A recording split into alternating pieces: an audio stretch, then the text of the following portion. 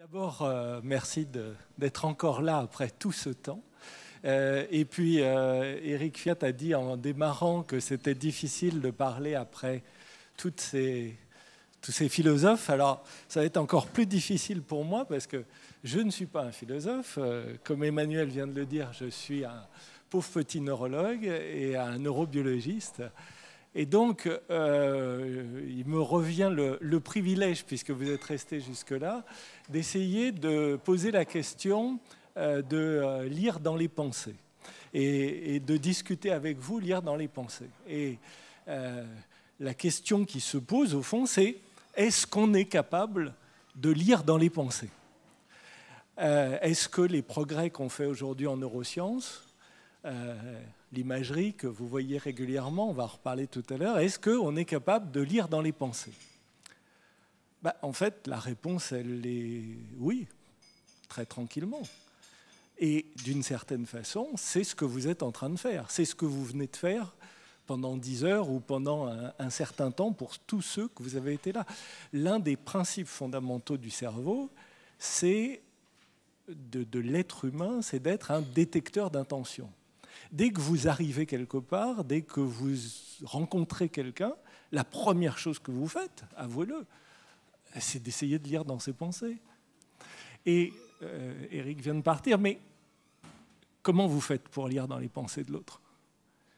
La première chose que vous faites, c'est de capturer le regard de l'autre. Et la communication entre êtres humains, elle commence par le regard. Et la preuve de ça, c'est que les enfants qui n'arrivent pas à communiquer par le regard, ce sont les enfants autistes. Et il y a un trouble neurodéveloppemental qui se traduit par une incapacité de capturer le regard de l'autre et une incapacité d'arriver à entrer dans cette communication, dans cette détection de l'intention, de la pensée de l'autre. Il suffit qu'on prenne une photo ou dans un reportage, qu'on floute le regard et vous n'êtes plus capable de reconnaître les personnes. Donc, l'interaction minimale qui est de capter le regard de l'autre vous place immédiatement dans cette situation d'essayer de détecter qu'est-ce qu'il va faire, qu'est-ce qu'il pense, et donc vous êtes en train de chercher à lire dans les pensées. Alors, puisque c'est ce que vous faites tout le temps, puisque c'est ce que vous faites avec vos parents, avec vos enfants, avec vos collègues et tout ça, quel est le problème de lire dans les pensées en utilisant, pas ses propres ressources, pas sa propre intuition, mais une machine de l'imagerie cérébrale ou les connaissances qu'on obtient en neurosciences.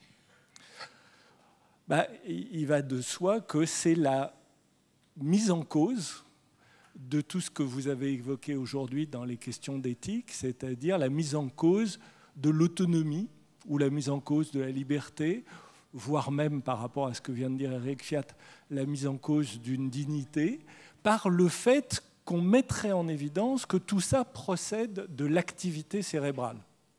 Et que tout ça procède de l'activité cérébrale, la belle affaire. Aucun d'entre nous n'imagine que nous sommes capables de penser sans un cerveau. Malheureusement, la définition même de la mort, c'est l'arrêt de l'activité de notre cerveau. Donc, c'est bien que toute pensée procède de l'activité de cet organe essentiel qui pèse 1,5 kg, qui représente 2% de notre poids du corps, et pourtant qui consomme 25 à 30% de notre énergie quotidienne. Un quart à un tiers de ce que vous consommez comme énergie, de ce que vous mangez, sert au fonctionnement de cet organe qui fonctionne 24/24. Pendant le sommeil, il continue à fonctionner, 7 jours sur 7, et 80, 90, jusqu'à 120 ans pour certains. Et donc la question sous-jacente à lire dans les pensées, c'est bien sûr la question du déterminisme. Et l'idée que, à travers le décryptage du code neural qu'on peut faire avec les neurosciences, on arriverait à un type de déterminisme qui remettrait en cause notre capacité de penser de façon autonome, de façon digne. Alors, le déterminisme, évidemment, j'ai commencé par dire que j'étais un neurologue et un neurobiologiste. Donc, quoi de plus normal pour un neurologue que de déterminer, c'est-à-dire d'essayer de réduire une maladie à ses symptômes et de réduire ces symptômes à leur cause. C'est la démarche de la médecine expérimentale. Et Claude Bernard, je suis désolé, je n'ai pas le talent d'Éric Fiat pour vous citer de mémoire des nouvelles et tout ça. Moi, je suis obligé de lire mon papier. Claude Bernard, il écrit « Il exercera son influence sur les maladies dès qu'il en connaîtra expérimentalement le déterminisme exact, c'est-à-dire la cause prochaine. » Donc, la naissance même de la médecine scientifique, c'est le déterminisme. On cherche à comprendre la cause des maladies. Je vous ai bien dit les maladies. Je ne vous ai pas parlé des malades, parce que l'un des grands problèmes peut-être aujourd'hui de la dignité et des questions d'éthique par rapport aux patients, c'est de vouloir réduire l'être, la personne humaine, à sa maladie, voire même à ses symptômes, voire même à l'expression de ses symptômes.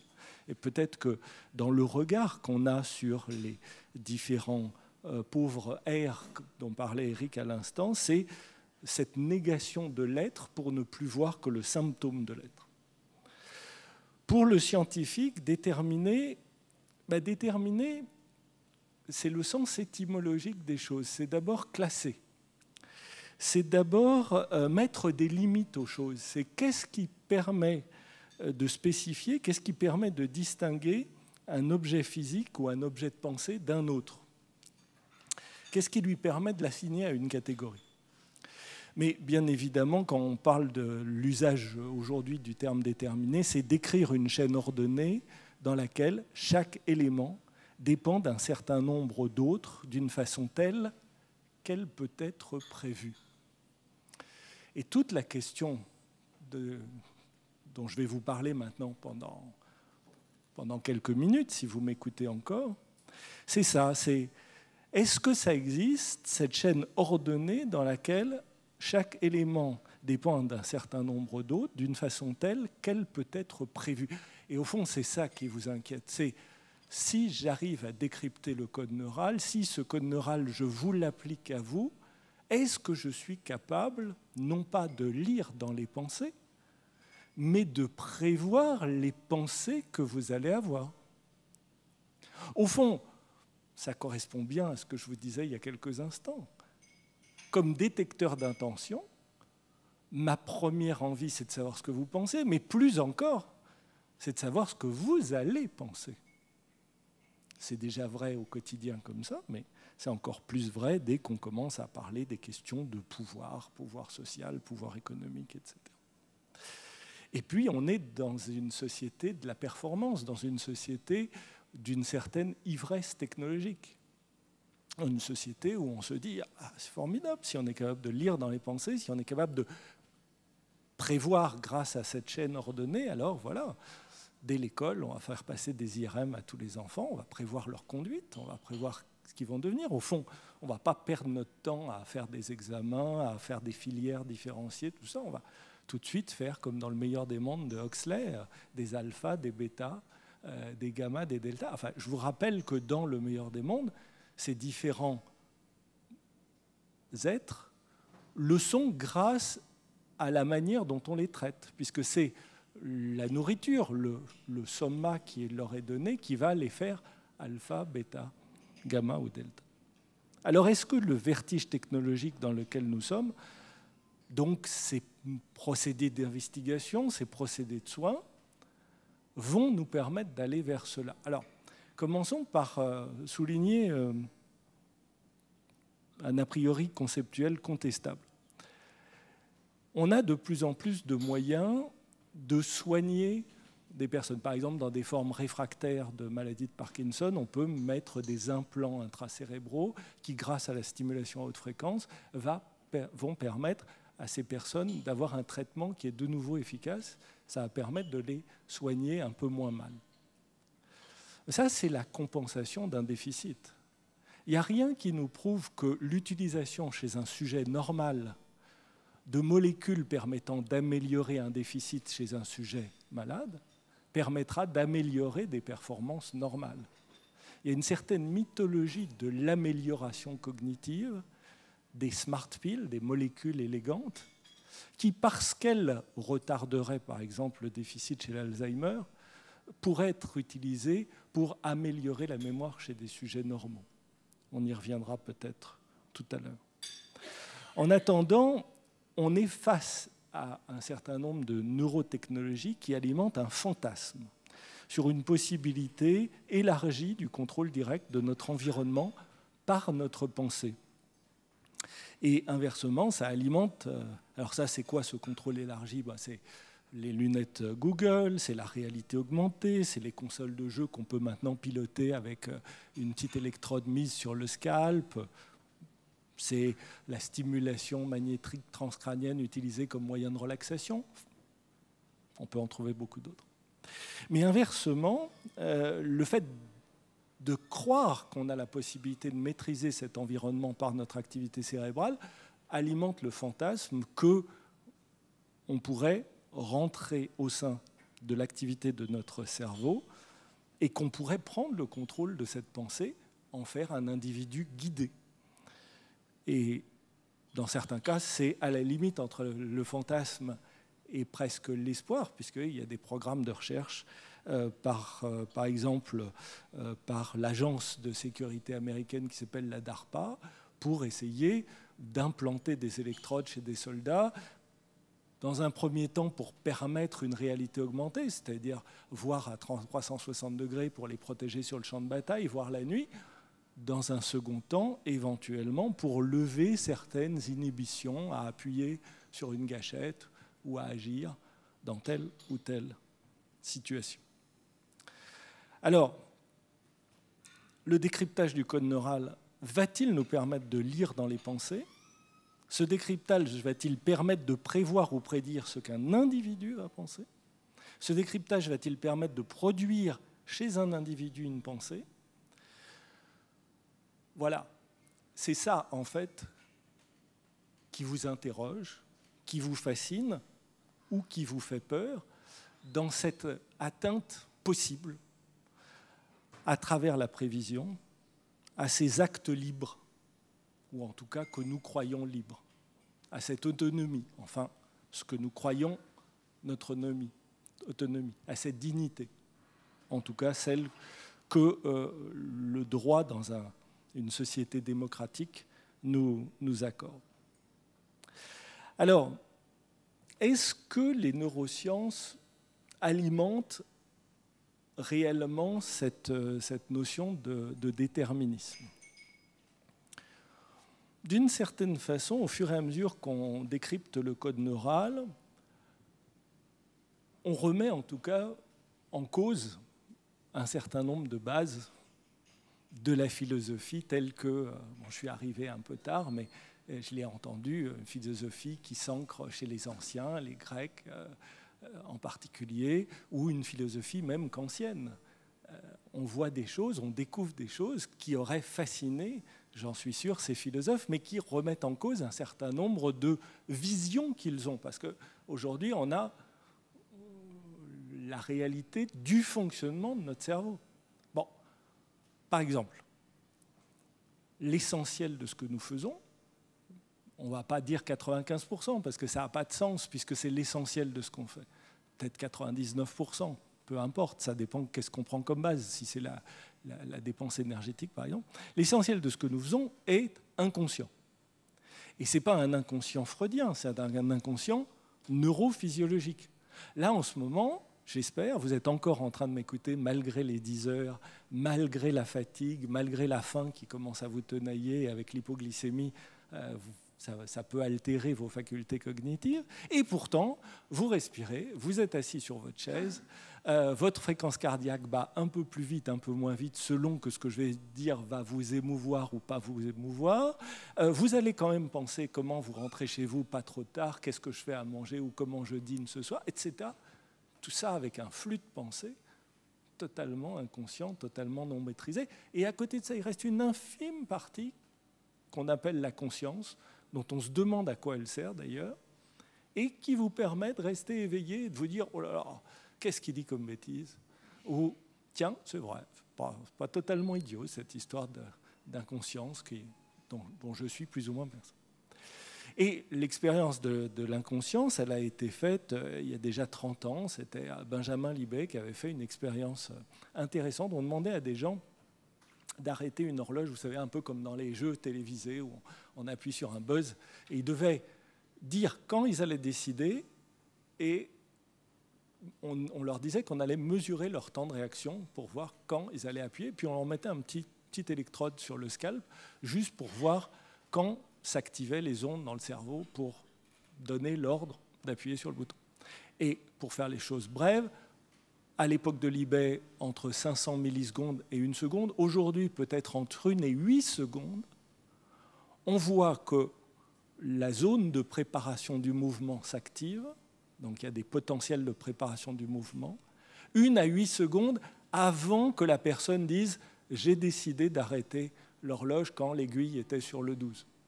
Non, c'est 8 secondes avant que son cerveau a commencé à préparer le mouvement que cette personne allait faire.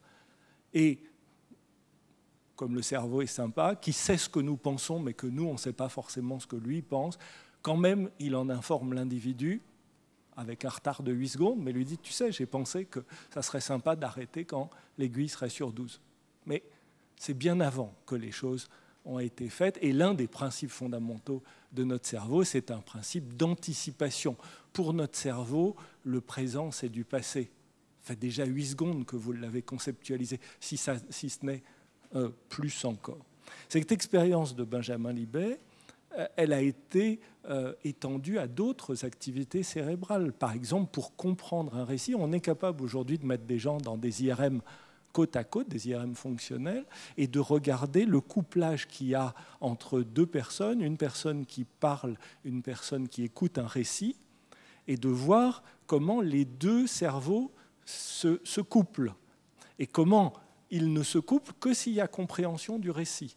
Si le locuteur parle dans une langue que ne comprend pas celui qui écoute, il n'y a pas de couplage entre les deux. Il n'y a couplage que si la personne qui écoute entend le récit. Mais très rapidement, on se rend compte qu'elle anticipe ce qu'il va y avoir dans le récit. On est capable de reconnaître aujourd'hui dans le cerveau des régions qui s'activent un peu plus quand on pense à un animal ou quand on pense à un aliment. Eh bien, on voit que la personne qui comprend le récit va anticiper de 2 à 4 secondes l'arrivée de l'animal, l'arrivée de la pomme, l'arrivée de la voiture au sein du récit. Donc on a bien un couplage inconscient de nos cerveaux et de notre fonctionnement cérébral. Et alors, ce n'est pas aux philosophes que je suis qui sont dans la salle ou qui sont encore dans la salle que je vais vous dire que la liberté se définit par la capacité de faire des choix, pas par la conscience que nous avons des raisons pour lesquelles nous faisons ces choix. Si on a la capacité de faire des choix, on est libre. Est-ce qu'on est libre consciemment ou inconsciemment ? C'est une autre question. Comment notre cerveau décide, prend la décision, est-ce qu'il le fait en tenant compte de notre conscience ou pas ? C'est encore un autre problème. Mais notre liberté ne dépend pas du degré de conscience que nous avons des motifs des choix que nous faisons. Alors le deuxième aspect qui évidemment nous remet en cause notre notion de liberté, surtout pour nous qui nous prétendons cartésiens, c'est que on sait maintenant depuis plusieurs années, on voit que nous sommes d'abord, avant tout, peut-être même quasi exclusivement, des êtres émotionnels. Nous, on croit que c'est notre gros cerveau préfrontal, là, notre gros cerveau rationnel qui nous fait fonctionner, puis surtout quand on est tous ensemble, comme ça, en train de réfléchir. Vous êtes en train d'essayer de dire oh non, exagère, je suis venu, ça fait 10 heures que j'entends des philosophes et des éthiciens me parler, quand même, j'ai nourri mon cerveau préfrontal, il ne va pas me dire que je ne suis qu'un être émotionnel. Enfin, c'est vraiment bon pour un neurologue de dire des choses pareilles. Ben, oui, mais l'émotion, c'est l'éveil du cerveau, c'est les circuits rapides, c'est tout ce qui nous permet de fonctionner. Notre cerveau, il fonctionne d'abord et avant tout à l'émotion. C'est vrai pour même les domaines les plus philosophiques. Alors, je vais m'aventurer sur des terres particulièrement délicates pour un médecin et un scientifique comme moi, mais on prend toujours classiquement la question du dilemme du trolley que Kant avait beaucoup illustré. Vous savez, c'est un wagon fou qui est sur une voie et s'il va tout droit, il va écraser 5 personnes. Et puis, vous pouvez agir sur un aiguillage et vous pouvez le détourner sur une voie à côté. Mais sur la voie à côté, il y a quand même un ouvrier qui travaille. Vous êtes devant l'aiguillage, qu'est-ce que vous faites? Il y a 90% d'entre vous qui appuient sur le bouton, qui dévient le trolley, ils sauvent 5 personnes, ils en sacrifient une, mais finalement, c'est un accident. Si on regarde l'imagerie cérébrale, c'est purement de l'émotion. Ça s'est fait très très vite et c'est totalement émotionnel. Donc peut-être Kant avait raison qu'il y a des fondamentaux qui nous rendent moraux, mais alors, ce n'est pas du tout rationnel, c'est complètement émotionnel.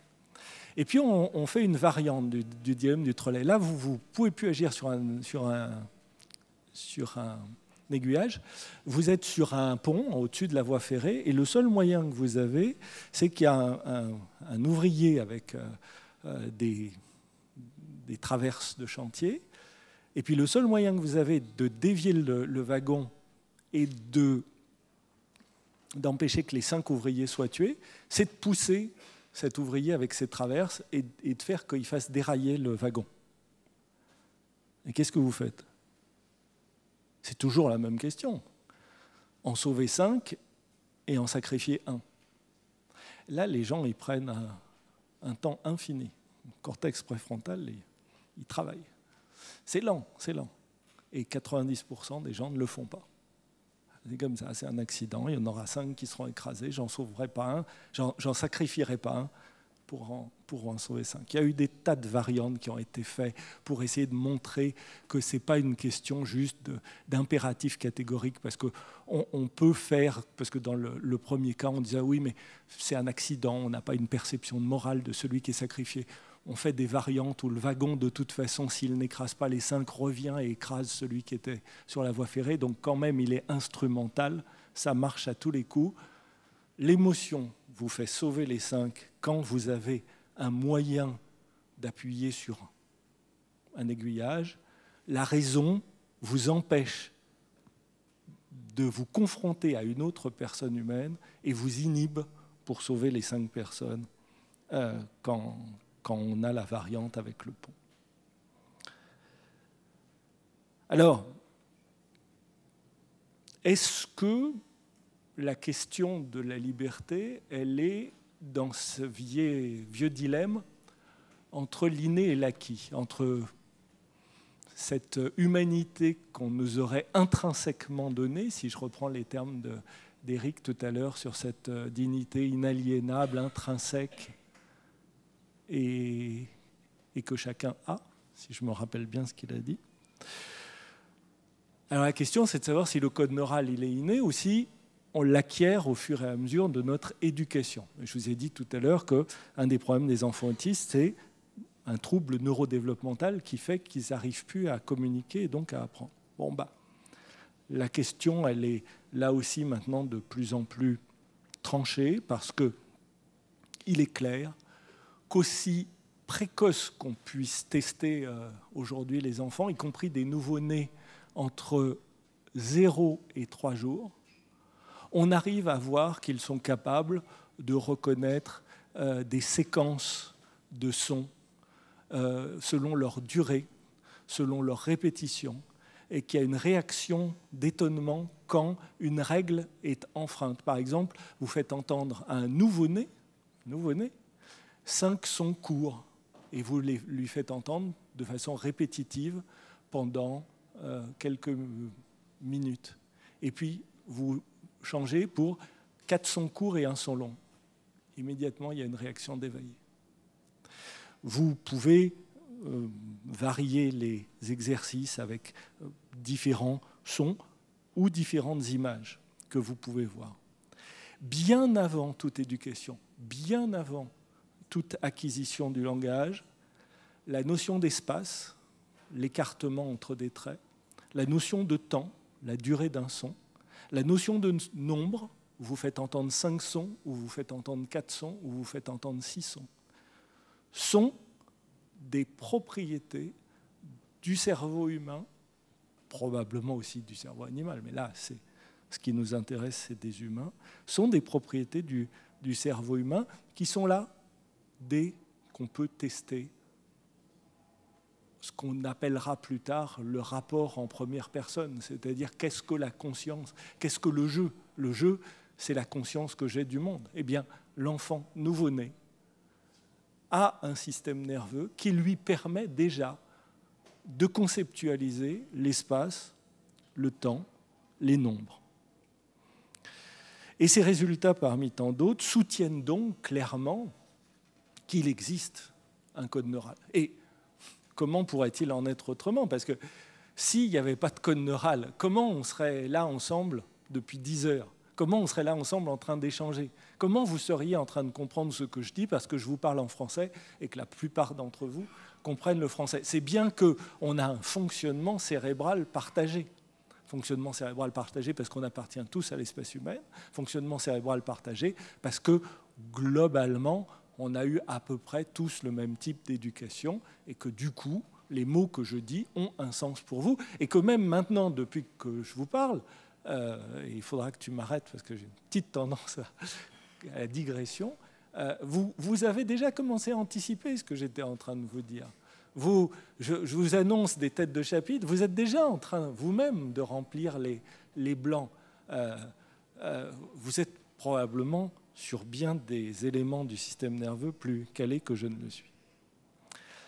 Bon, je vais quand même vous raconter une histoire qui est celle qui, aujourd'hui, nous fait réfléchir et effectivement peut nous faire un peu peur. C'est pour ça que je vais vous la raconter, d'ailleurs. C'est les histoires qui viennent de ce décryptage plus sophistiqué, parce que jusque-là, vous vous êtes dit, bon, l'émotion, c'est super l'émotion, parce que c'est grâce à ça que j'aime, c'est grâce à ça que j'apprécie une journée comme aujourd'hui, c'est grâce à ça que ce soir, je vais bien manger et que ça va être bien. Donc finalement, c'est bien l'émotion. L'inconscience, bon, d'accord, il m'a dit que de toute façon, ce n'était pas très grave, puisque je pouvais être inconscient et libre. Le code neural, dès que je suis né, tant mieux, ça veut dire que j'ai profité de la vie dès le premier moment, dès mes premiers vagissements. Alors maintenant, qu'est-ce qu'il en est de cette apparence d'intrusion dans la pensée par des grands projets, par exemple le Human Brain Project, ce fameux projet à 1 milliard d'euros, 1,2 milliard même, qui se développe non seulement à Lausanne, mais avec 200 équipes maintenant qui sont réunies dans le monde pour essayer de modéliser le cerveau humain, essayer d'obtenir un modèle du fonctionnement neural. Je n'ai pas dit obtenir un cerveau modèle. On en parlera peut-être tout à l'heure si on a le temps. Alors, on va prendre par exemple les travaux du groupe de Jack Gallant, parce que souvent on le voit dans la presse et tout ça. Alors, vous savez, Jack Gallant, c'est celui qui est capable de vous dire qu'est-ce que vous êtes en train de regarder en regardant l'activité de votre cerveau. Bon. Je vais vous faire quand même une petite histoire. Moi aussi, je vais essayer de vous raconter des histoires, avec beaucoup moins de talent que mes prédécesseurs, mais je vais quand même essayer de vous raconter une histoire avant d'arriver à l'expérience de Jack Gallant. Je vais commencer, moi, et vous voyez que je lis mon papier, parce que malheureusement, ma mémoire n'est pas aussi brillante que celle de beaucoup de philosophes. C'est une nouvelle de José Luis Borges. Vous allez en avoir des choses à lire ce soir, parce qu'après Maupassant, je vous propose du Borges. Alors, Borges, en 1942, il écrit « Le marché céleste des connaissances bénévoles ». En tout cas, c'est comme ça que je le traduis. Et il traite de la classification des animaux en 14 catégories plus fantaisistes les unes que les autres.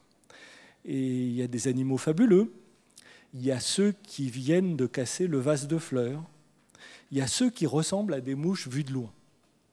C'est 3 parmi les catégories des 14 animaux que Borges, grâce à un traducteur prétend avoir trouvé dans un vieux dictionnaire chinois.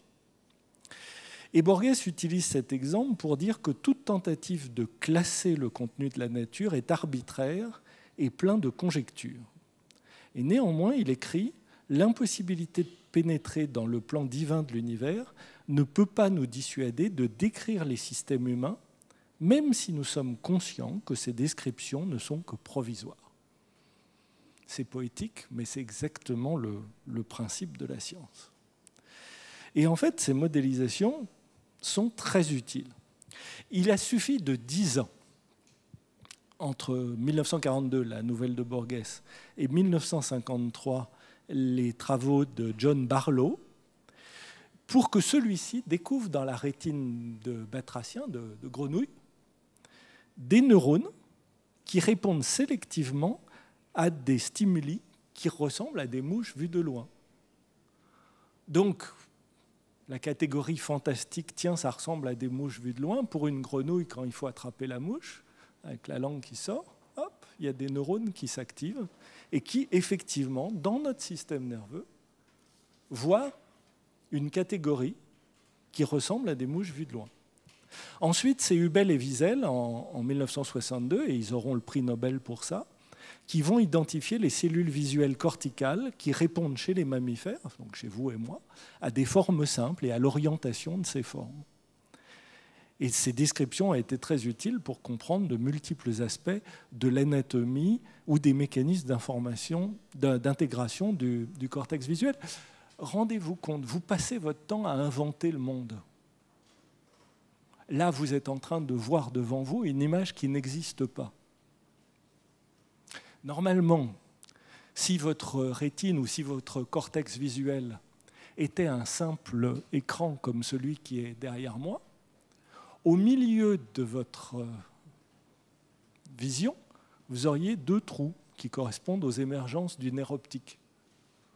C'est comme ça que le taureau peut foncer sur le toréador sans l'embrocher parce qu'il a un trou visuel au centre et donc il ne voit pas quand le toréador se place dans la bonne situation, il ne le voit pas, il est dans son champ aveugle. Mais nous, là devant vous, vous n'avez pas une image avec un trou au milieu, enfin j'espère, sinon il faut tout de suite aller voir un ophtalmo. Vous voyez une image complète. Pourquoi ? Parce que vos yeux passent leur temps à faire ce qu'on appelle le nystagmus, c'est-à-dire vous balayez sans arrêt l'image qui est devant vous, et votre cerveau, à travers ces multiples images que vous balayez sans arrêt, reconstruit une image qu'elle vous projette comme si c'était la réalité. Et vous n'avez plus le trou. Mais ça, c'est votre cerveau qui l'invente. Et grâce à ces descriptions qu'on a pu faire de ce cortex visuel, de la manière dont ces cellules intègrent les différents signaux et dont la manière dont les choses permettent une image. Alors, le groupe de Jack Gallant, il s'est dit, comment est-ce que le cerveau traite une image ? Et effectivement, vous vous souvenez que dès 2011, ils avaient réussi à faire une expérience dans laquelle ils faisaient voir à un certain nombre de personnes des librairies d'images, donc des catégories d'images.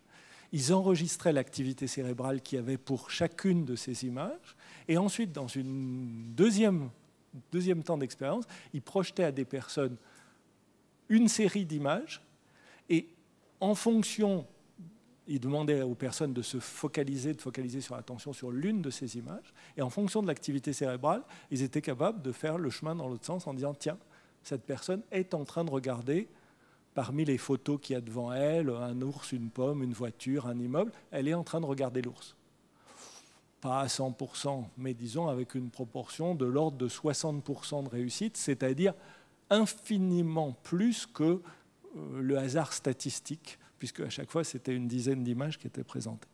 Mais l'an dernier, dans un papier de neurones qui est sorti au mois de décembre, ils ont fait beaucoup mieux.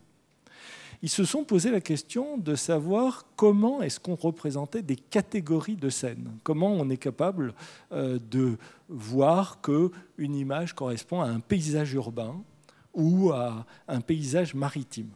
Alors, évidemment, par les objets qui la composent, mais aussi par la contextualisation des objets qui la composent. Vous reconnaissez un paysage urbain parce qu'il y a un immeuble, une voiture, une rue, des personnes, et puis un paysage maritime parce qu'il y a la mer, etc. Mais comment est-ce qu'on arrive à reconnaître ces catégories de scènes ? Et comment le même objet peut appartenir à 2 scènes différentes, et pourtant, on reconnaît quand même la catégorie de scène, et donc c'est un défi, et un défi déjà cognitif. Donc, ils ont mis en place tout un système, là encore, de traitement du signal. En fait, ils ont utilisé basiquement un logiciel, un algorithme qui sert à faire de la reconnaissance de mots dans les traitements de texte. C'est-à-dire ce qui vous permet, quand vous tapez sur Google, des morceaux de mots avec des analyses sémantiques, d'arriver à retrouver dans des textes des mots qui correspondent. Et ils ont appliqué ça avec un certain nombre d'hypothèses. Je vous passe sur les détails. Ils ont intégré avec un certain nombre de modèles des probabilités et ils se sont dit qu'on pouvait traiter les scènes comme un texte, en considérant les objets comme les mots et en utilisant l'algorithme en question comme un mot. Donc, dans un premier temps, ils montrent à des gens des scènes. Dans un deuxième temps, on essaye de reconnaître si les gens reconnaissent les scènes dans des librairies d'images.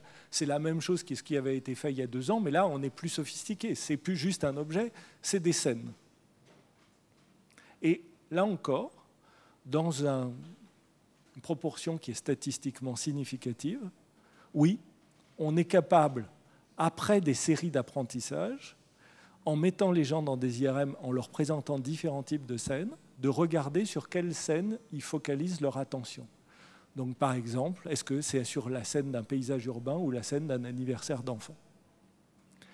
Mais plus fort encore, ils sont capables de reconnaître par des algorithmes de déconvolution, à l'intérieur de la scène qui est regardée par la personne ou à l'intérieur d'une scène qui est regardée par différentes personnes, de façon statistiquement significative, sur quel objet la personne focalise son attention. Par exemple, sur le gâteau d'anniversaire, dans une scène d'anniversaire. Par exemple, sur une voiture, dans un paysage urbain. Donc, oui, le code neural existe. Oui, ce code neural nous permet de savoir qu'en ce moment, on est à la Bellevilloise, à une table. Oui, ça correspond à une activité cérébrale. Vous n'avez pas la même activité cérébrale que celle que vous aurez dans quelques minutes quand vous reprendrez votre voiture ou le métro. Oui, cette activité cérébrale, elle procède d'un code neural et au fur et à mesure, nous sommes capables de comprendre. Et évidemment, ces corrélations qu'on est capable de faire nous permettent déjà de comprendre beaucoup de choses. Par exemple, comment est-ce qu'une fois qu'on a été exposé à une scène, on est capable de la reconnaître, même si elle nous est présentée dans la pénombre, même si elle nous est présentée à très basse résolution. Comment des gens qui ont appris à lire ne lisent plus lettre à lettre, mot à mot, mais reconnaissent des portions de texte en entier pour lire très rapidement. Donc, vous faites vous-même l'expérience de cette activité cérébrale intégrée. Alors, à partir de là, vous dites, si on est capable de reconnaître des scènes, si on est capable de voir l'activité cérébrale qui correspond à ça, est-ce qu'on est capable d'aller encore plus loin et d'être capable de lire ou de prévoir certains types de comportements? Au fond, le comportement n'est jamais qu'une image mentale intégrée d'une façon particulière. Notre cerveau, il travaille avec un certain nombre de séries de tâches ou de séries d'images et il met en liaison ces images les unes avec les autres pour faire qu'on ne traite pas les choses comme un arc réflexe, une après l'autre. On traite tout en parallèle et on arrive à assembler avec cette anticipation. Notre croyance et notre inquiétude sur les conséquences du décryptage du code neural, finalement, ne serait-elle pas une illustration de ce que Daniel Kahneman appelle le biais cognitif lié à la difficulté de la pensée statistique? Parce que tout ce que je vous ai dit, c'est vrai au laboratoire. Tout ce que je vous ai dit, c'est vrai parce que les personnes qui se prêtent aux expériences sont des volontaires. Tout ce que je vous ai dit, c'est vrai parce que la personne à qui on dit « focalisez votre attention sur une scène », focalisez votre attention sur une image, focalisez votre attention sur un objet, accepte de le faire. Et accepte de le faire de façon répétée, parce que pour obtenir une image en IRM fonctionnelle, il faut des répétitions de tâches, parce que ne croyez pas que ce qu'on a sur l'écran, c'est ce que vous voyez dans les journaux avec une image en couleur. Voilà, il n'y a qu'à. Non, les images, le cerveau, il fonctionne à 100% en permanence. Et ce qu'on appelle un changement d'activité cérébrale, c'est une différence de plus 1% ou de moins 1% dans l'activité de certaines zones. Et dans certains cas, pour arriver à faire quelque chose, il faut bloquer l'action d'autres zones. Donc le fait d'avoir moins 1% peut être tout aussi important que le fait d'avoir plus 1%.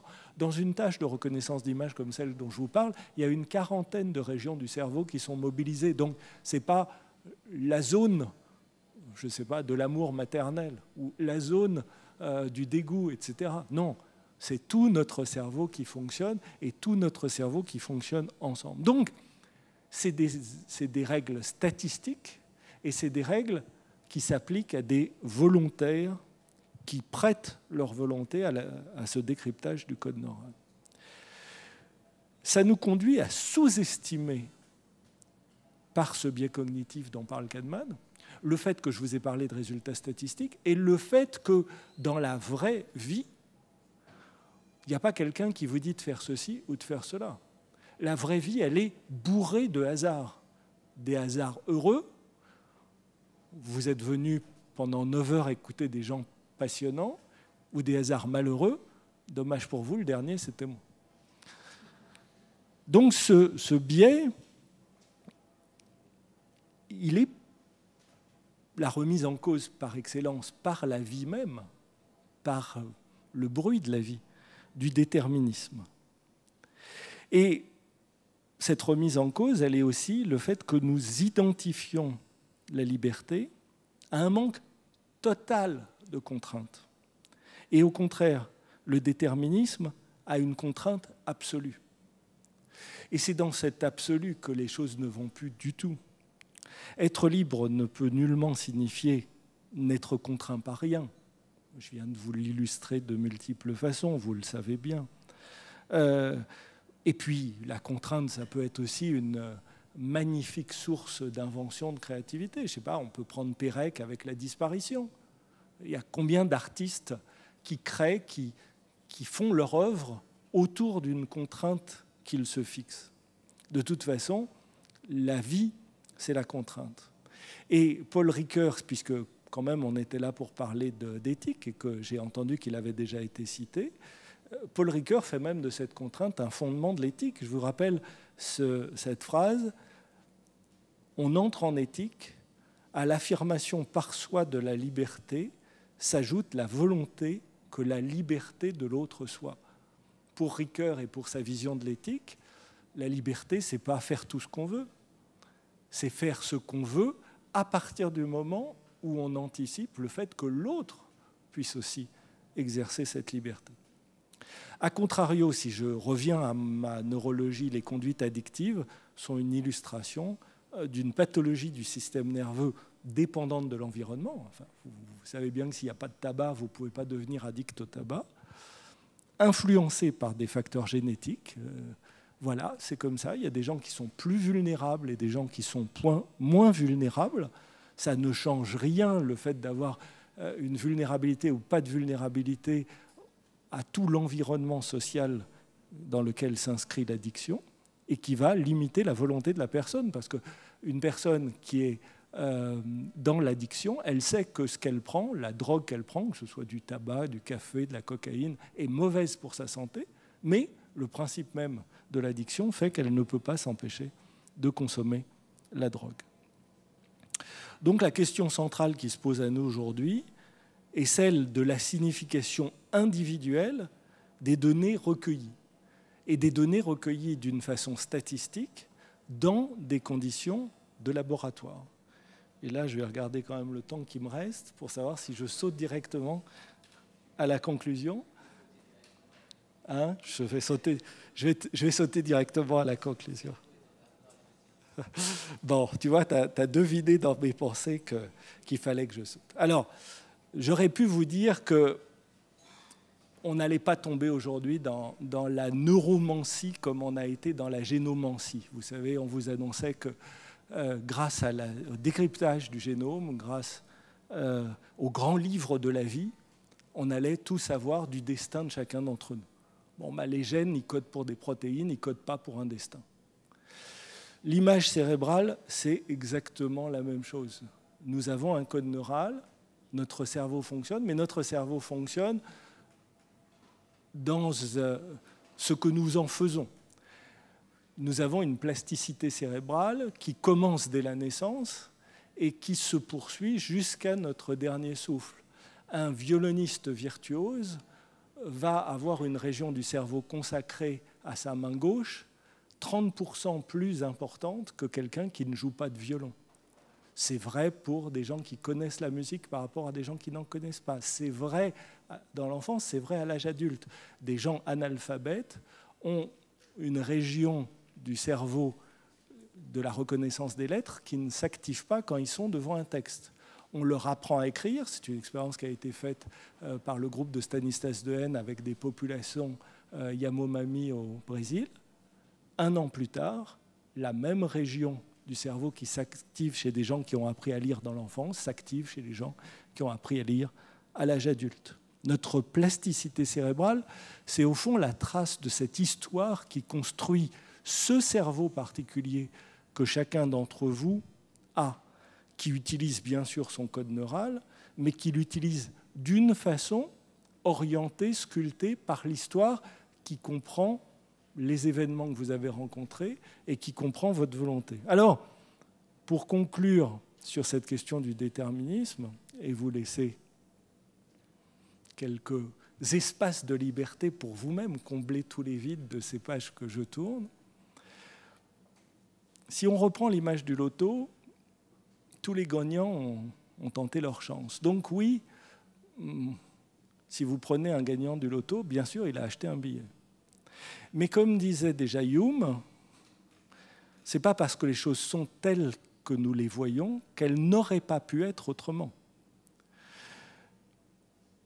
Tout ce que je vous ai dit montre que les énoncés scientifiques mettent à bas tout le scepticisme sur lequel on a voulu construire après les empiristes anglais, que ce soit Berkeley, que ce soit Locke, que ce soit Hume.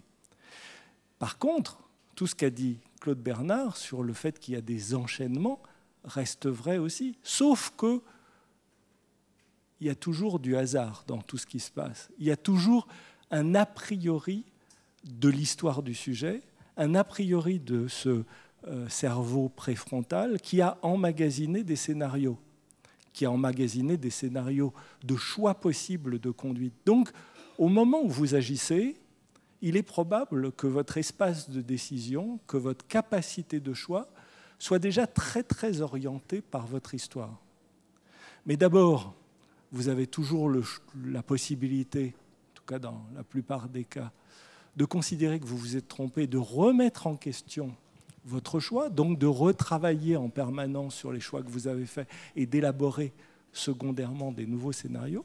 Et puis, dans cet emmagasinement de scénarios possibles, vous aviez différents choix possibles. Certains étaient plus forts, vous étiez plus poussé à les faire que d'autres, mais d'autres étaient possibles. Dans le récit qu'a raconté Eric Fiat tout à l'heure, le dignitaire n'était pas obligé de violer la petite roque. Il avait d'autres choix possibles, même si ensuite il le regrette. Donc, l'existence de ce code neural, l'existence de ce déterminisme, ne remet en rien la rencontre permanente que nous avons avec l'autre, l'incertain que représente cette rencontre en permanence, l'incertain du regard qu'on rencontre, l'incertain des événements de la vie. Pourquoi étiez-vous là au moment où vous étiez là? Certes, les choses maintenant sont telles qu'elles existent. Vous avez quand même tenu 1 heure pour m'écouter, mais ce n'était pas obligé. Merci.